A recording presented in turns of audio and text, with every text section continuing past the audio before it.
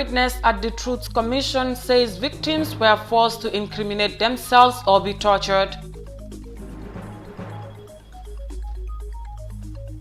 Victims of last year's August fire outbreak appeal to government and stakeholders for support. And the Gambia's health ministry says the country is preparing ahead of the second wave of the coronavirus pandemic. These and more coming on Gambia24. Stay tuned.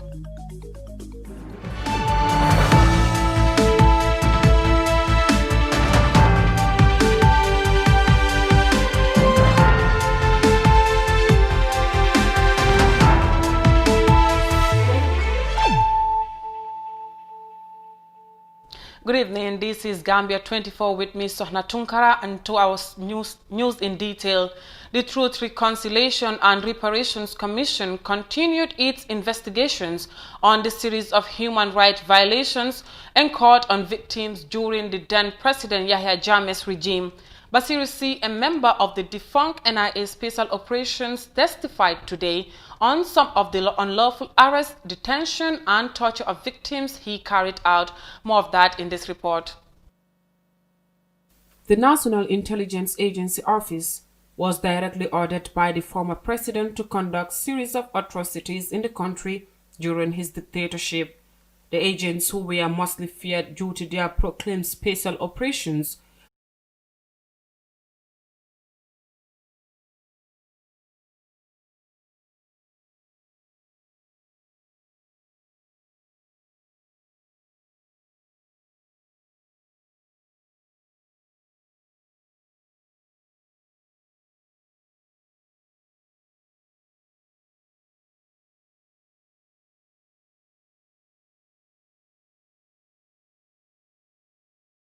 the fact that people just see them going up and down. Exactly, because sometimes guys they are you who exactly, because most of the time don't they go to you becheck bi way am na ñoo xamni fokk ñu understand nga ci becheck bi non ni di wax duñ xam naka la fa yow so you yeb daf day ragal lo nit ñi sa ñu ñew sun environment. Exactly, that is it. Sometimes they hear screams from.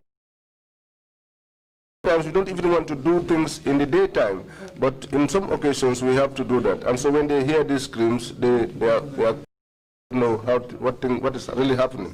Isn't that in fact the reason why whenever your team set out to go on an operations, they tell you Alberta Lekotenke? True. The 41-year-old Basiru C. explained that people were forced to confess to crimes they have not committed, and failure to cooperate with the operatives becomes detrimental to them. Well, dafa nek arrest nga xamni dafa nit comme su nekké ko xamni dafa resist or mu nekk ko xamni don am ni ki dafa graw or something like that. High profile. These are high profile arrests of persons we suspect will resist or are deemed to be dangerous. IG, Inspector General, top officers, people like the Inspector General and other top officials. And where beatings are to be expected, who would carry out those operations? Well, I'm speaking. If at all they bring there a person,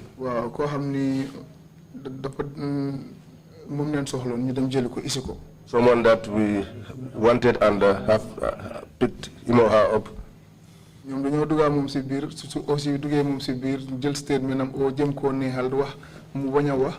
take the person inside, the OC will go with the person and they try to obtain a statement from that person. If the person is not cooperating,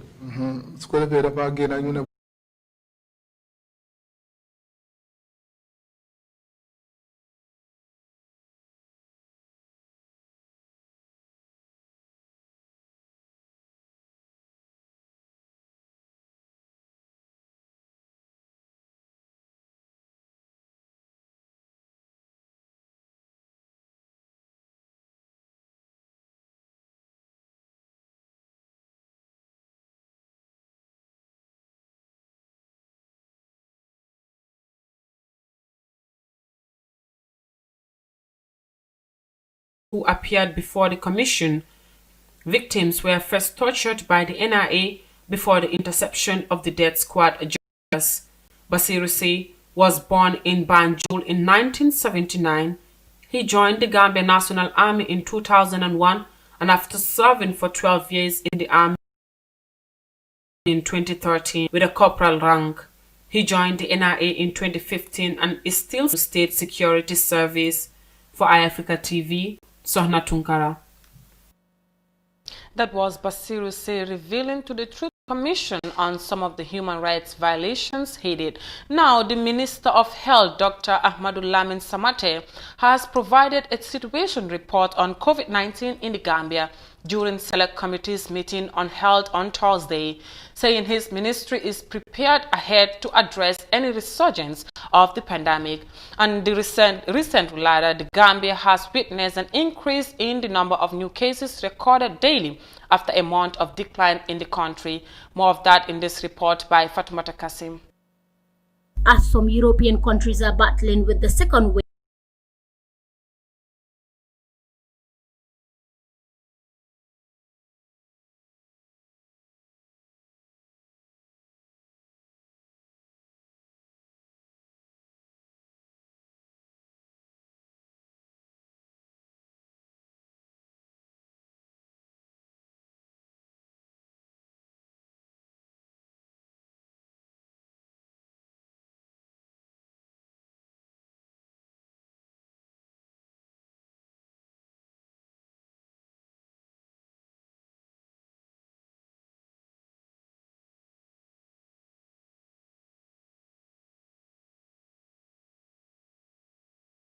of the pandemic, the Minister of Health, Dr. Ahmadu Lamin Samate, said the Health Ministry is ready to address any resurgence of coronavirus.